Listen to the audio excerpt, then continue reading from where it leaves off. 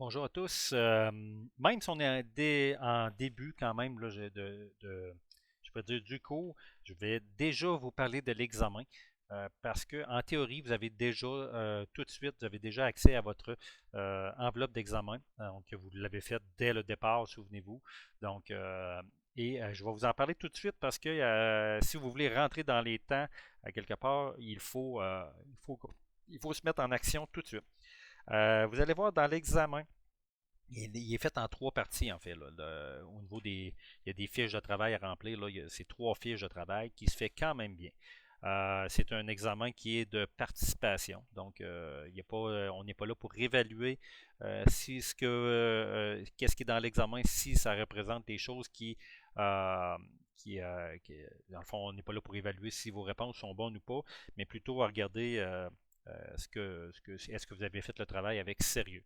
Donc, quelqu'un qui, en fait, là, ce que je comprends, ce que faut que vous compreniez, c'est que la mention passé ou échec quand on vous parle d'un examen qui est de participation. Donc, vous pourriez avoir une mauvaise réponse, mais à quelque part, si vous l'avez fait, l'enseignant juge que vous l'avez fait avec sérieux, bien, vous allez passer finalement le cours. Par contre, si je m'aperçois, même si les réponses sont bonnes et que c'est juste un mot, bien, vous pourriez être invité finalement à le refaire votre examen et vous soyez en échec.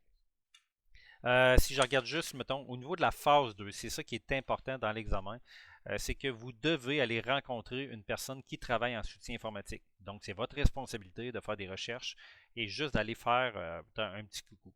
En fait, aller en rencontrer, c'est soit par téléphone, soit par vidéoconférence, ou ça peut se faire aussi, vous pouvez vous rendre sur place comme à vous. C'est pas une rencontre qui est longue. Là. Ce qu'on cherche à faire là-dessus, c'est que vous ayez un contact avec quelqu'un qui fait la job. Donc, il y en a, je parle juste à Thetford Mine ou à Saint-Georges, il y a facilement une centaine de personnes qui travaillent en informatique. Donc, vous rencontrez cette personne-là, vous allez discuter avec, il faut que vous ayez un échange finalement de voir qu'est-ce qu'il y en est du métier de soutien informatique.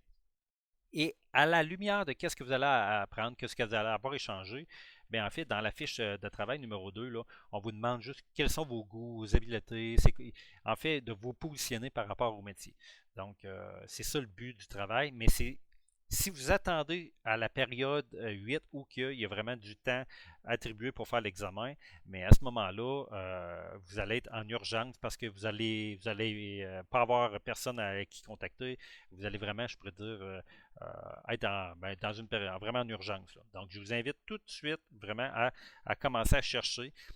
Cette petite, je pourrais dire, séance de rencontre-là, vous pouvez la faire quand vous voulez. Là. Ça peut être en dehors des cours. Si vous avez besoin de le faire, une vidéoconférence à l'intérieur du cours, mentionnez-le à votre enseignant, puis il n'y a aucun problème. C'est dans le cadre du cours. Ça devrait prendre environ, c'est peut-être un 15 minutes